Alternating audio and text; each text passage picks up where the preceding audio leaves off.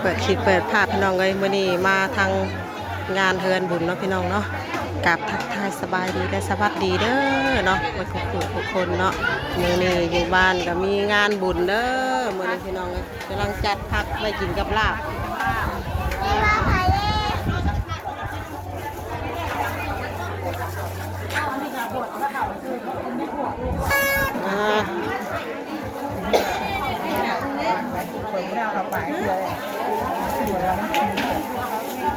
เฮ้ยถ้ากะเหลานี่มันยังบ่ทันปงเว้าหรือว่ามันสิห่วงเดี๋ยวนี้นะมันปกกำลังปงแก่แล้วคือว่ายังบ่ทันได้ข่าวว่าผักกะเหลางามๆกินงานใดก็มีแต่ใบแบบนี้เด้ฮะที่ตลาดมันไปงามที่ตลาดนัดเพิ่นบ่เรื่องของเรื่องที่ว่ามันบ่มีข้าวเนี่ยมีตู้มีข้าวต้องแม่นไปหาเนื้อโนติเพราะว่าตลาดนัดก็ไม่ค่อยลงอะใส่ผักติ้วแล้วจะเฮ้ยพวกนั้นว่าผักติ้วนะยังบ่เดือน3 เดือน 4ตัวน่ะตินะ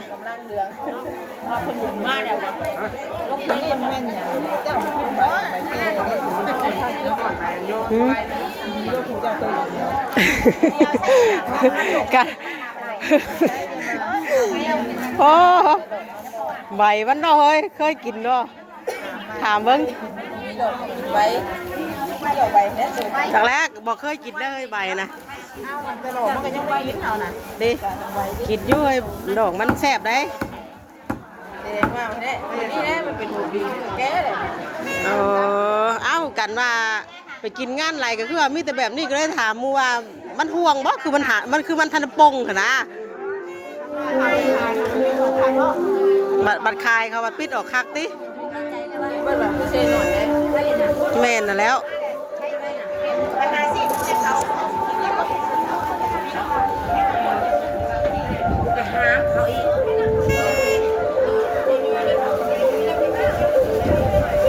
เตรียมผักไว้พี่น้องไก่ชีย่อเพนไก่ชีย่อเข่าเทียงเลยเนาะแต่คนก็กำลังเริ่มลังมาลายพี่น้องเลยเนาะเริ่มลังทางตีนพวกนมโคกนะบ่ได้ขายเลยขายมีแผลเอาลูกไข่นี่ฮะมีแผลเอาลูกไข่ได้เลยดูทางนี้ยำตำบังคุงยังบ่ทันได้ตำยำซื่อป้าผักสลัดกับผมเตรียมพร้อมลึกแต่เอ่ยนี่จาก2 กับ 3ตัวนั้นขูดเอาบ่นะทางแม่ครัวเขาก็เตรียมพร้อมเลยพักหญ้าหาหุ่นเตรียมตำบังคุงทางนั้นก็ช่วยเข่าทางนั้นก็เตรียมเข่าห่อนๆไว้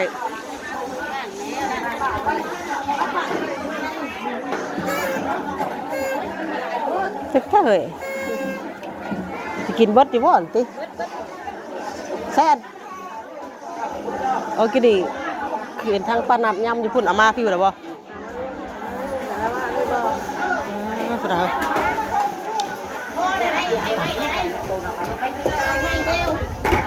ตำยังไงนะตำสิตำเมี่ยนตำบังฮุงนะสวยเข่าห่อนๆเลยหัวนะ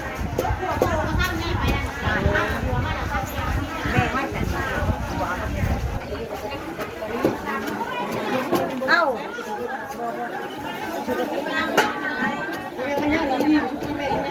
เฉียดลาบใส่พานครูบ่พ่อคือว่านั่นนะเนาะเอาไว้ย่อวันอื่นได้ติดทางนั้นกระทะวักไงทางนั้นกับขั่วต้ม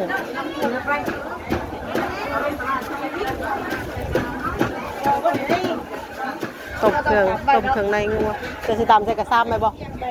ตำเครื่องเมนแล้วจังมุ้งแต่ว่าเดี๋ยวนี้เที่ยงแล้วจัง แล้ว 10 โมง 10 โมงครึ่ง มาแล้วแขกนี่ได้เพื่อนมาตะบ้านดื่มน่ะส่งเขา ชงกับพัว เพื่อคนนอนแขกได้ เตรียมหั่นมะเขือเล่น จ้าทำจะได้ที่สบายเลย เนาะ จะได้ ไปตำมะฮุ่งถ้าไปใส่ไปตำมะฮุ่งอยู่บ่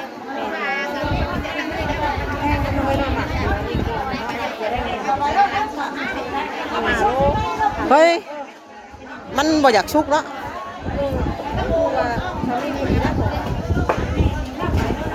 ทำใส่ตำมะฮุ่งนะมันก็ทำมาใส่ขั่วใส่หยังนะครับได้จำเนาะ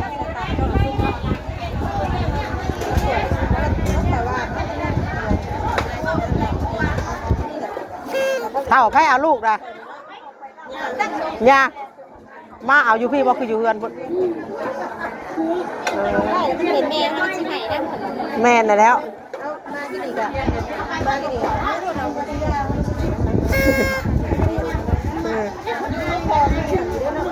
เนาะแม่ครัวแม่ลูกอ่อนมีลูกดีเต้ามา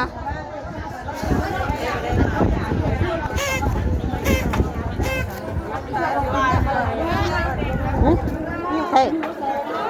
โอ้เบาว่ะใส่ลูกมาดีกันมาดีปลาลุงลูกโอ้ได้ลูกฮะยิ้มหูเป็นอะไร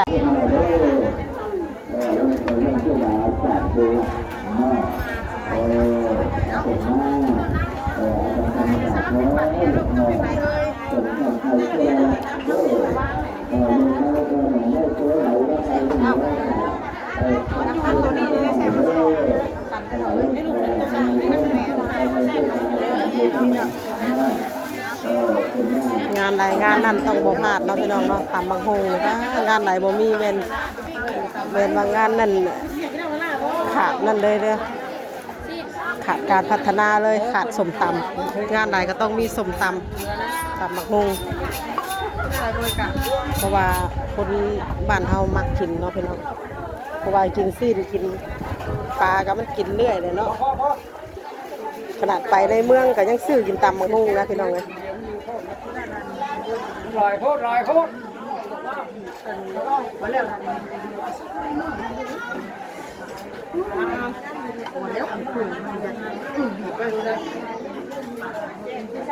คือบอกของเราบอกกับปากที่สุดก็ได้เลยเขาเนี่ยปากกับเราตัวไม่เอากระบอกกเราสุดเลยซ้ำทางน้ำ ปูดอง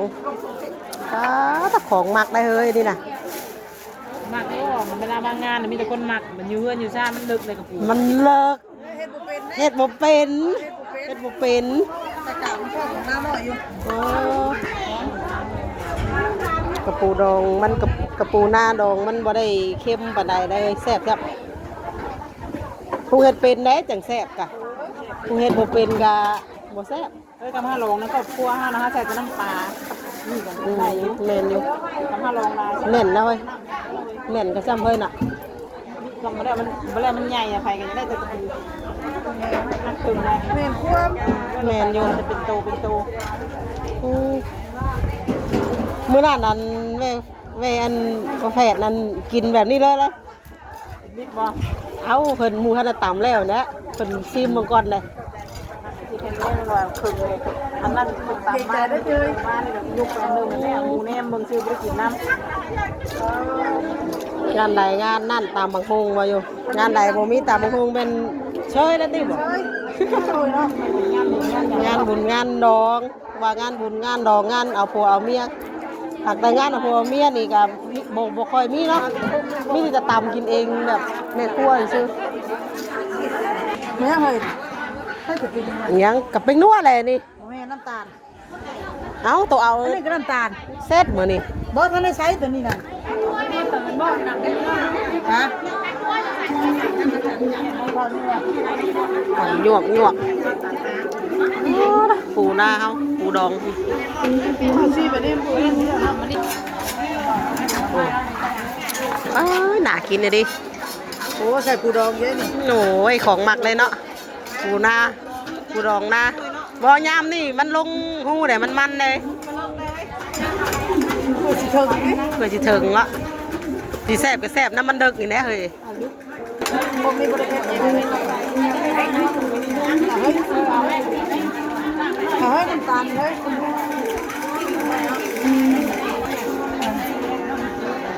แล้วมีก็เตรียมข้าวใส่กล่องพร้อมเลยตัวนี้ แล้วบ่ใส่ลายแล้วมันงับบ่ได้แน่พอดีงับได้ได้เถอะ มันเดี๋ยวลมสิเข่ามันสิแห้งดิ หัวก็จะเฮาสิ ของโคมสบายกับรถใส่ถุงยางแล้วมันฮ้อน บ่อันว่าใช่ไปซิมกะแปะไปดูดี มาข่าวเขากับพี่น้องเลย156หมอใหญ่แล้วก็ยังหนึ่งอยู่บ่ถอยอยู่เนาะมาติดยังหลายครับมาเบิ่งทางเมฆควรหนึ่งเข่าเนาะพี่น้องเนาะ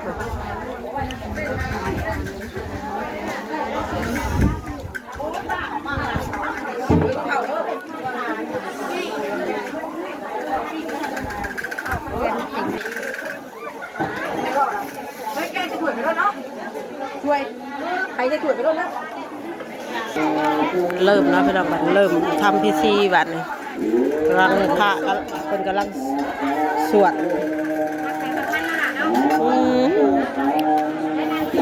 ขับไปกับปูแล้วได้อันเด่นครับทำโคกที่สองเลยยั่วแม่ครัวต้องซีมก่อนตำยังว่าในตำไป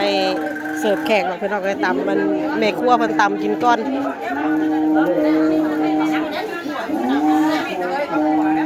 ปีนเลย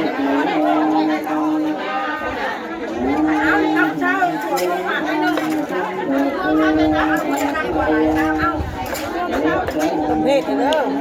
เทศแล้วประเทศแล้วใกล้แล้วเดี๋ยวก็เขาก็จะได้เริ่มตำลวกตำสุดใหญ่เลยบัดนี้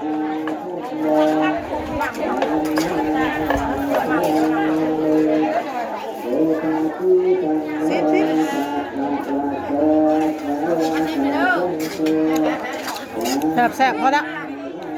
แซ่บแล้วพอแซ่บ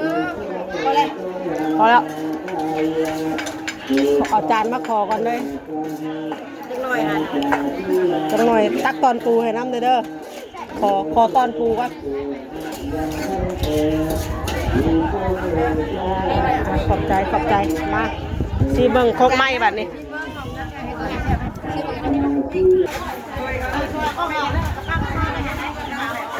เทียทุนดีกันเด้อแนวต่อบาทแม่มันแนวเลย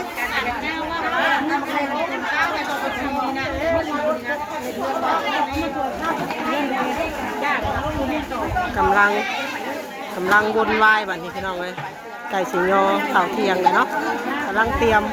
ชนละมุนกันอยู่ทางตะปุก กำลังเผ็ดกินแม่ กำลัง ต้นประเทศแสดงว่าปิ้งพริกก่อนปูกับแม่มาหุ้มนะ เนาะแน่ๆตอนนั้นเราบ่เห็นเนาะเราตำหน่อยตำอีก ประมาณนี้มันทำตัวให้เนาะก็ตำคงนี่เดี๋ยวพ่อเนาะขนาดบ่พ่อก็เฮ้ย กินหมดอยู่บ่นี่ก็เรียกเท่ พ่อเขาจะตำไม่ดีนะทำหมดทุกนี่ก่อนเฮ้ยเราต้องตัวนี้ก่อนนะเราต้องตำเป็นหัวเนาะ สุดแล้วแต่แม่ครัว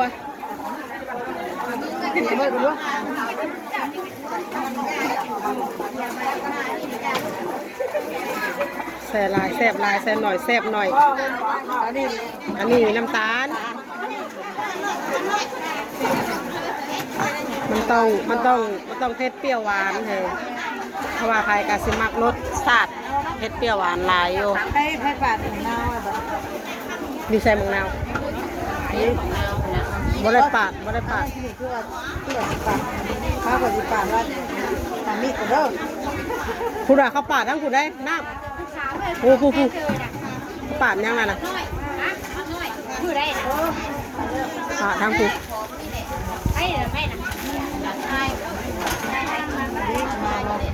เนี่ยมันบ่พอสำนักน่ะมันยังบ่พอ น้ำไม่เนาะ นี่ไปก่อนเนาะ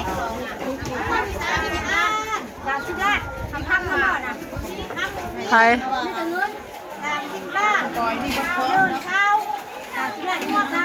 ห่วยเงินขะดองไปเฮ้ย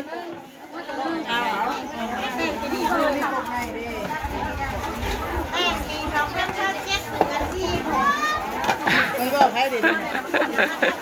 จักแมนจักว่าผู้ใดจักงานแต่งใครลูกไผ่จักงานดองไปจักงานบุญอ๋อยังงานแต่งน้องอุบลบ่อ๋ออุบลน้องแต่งเดือน4ปีหน้า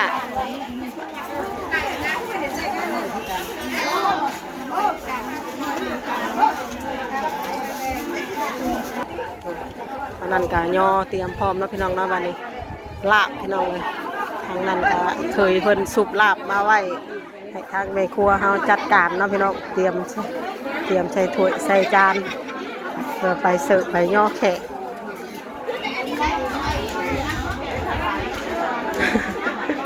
ซีมซอยกันลาบพี่น้องเลยทางนั้นรถลาบ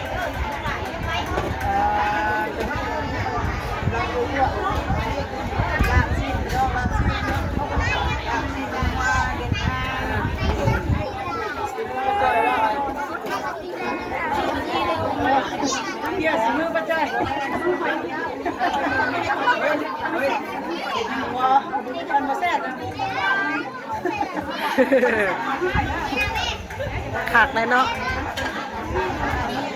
รอแต่ทั้งคนสั่งมาเนาะ เรียบร้อยเลยเนาะทางครัวเขามีแต่เตรียมพร้อมอย่างเดียวบัด เดินไปเดินรวมได้ถึงไหน หม้อใหญ่ๆข้างหลังกับหม้อหนึ่งเข่าพี่น้องเลย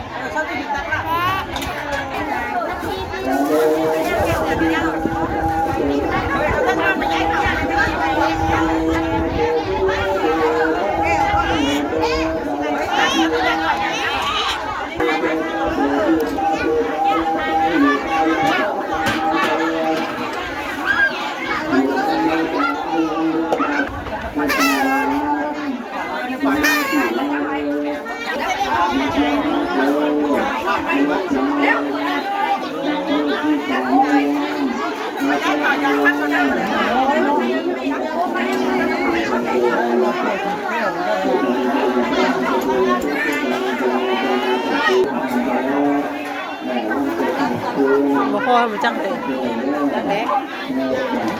คือสีแข็งๆดิมีอะไรอ่ะ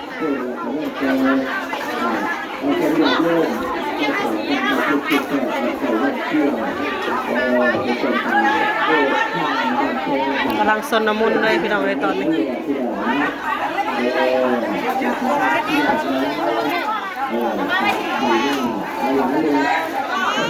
พี่น้องเนาะคลิปนี้ก็จะประมาณสักนี้ก่อนเด้อแล้วพี่น้องเดี๋ยวแม่น้องวีจะไปหาย้ายเข่าซอยหมูก่อนเนาะพี่น้องเนาะเดี๋ยวพบพ่อกันในคลิปต่อไปเด้อนะพี่น้องเนาะคลิปนี้ก็มาซอยงานเฮือนบุญพี่น้องเลยคลิปนี้ก็ขอตัวลาไปแล้วเนาะขอกล่าวคำว่าสบายดีทุกคนแล้วกำลังสนน้ำมุนเลยพี่น้องเลยกำลังกระล้นตำมังหง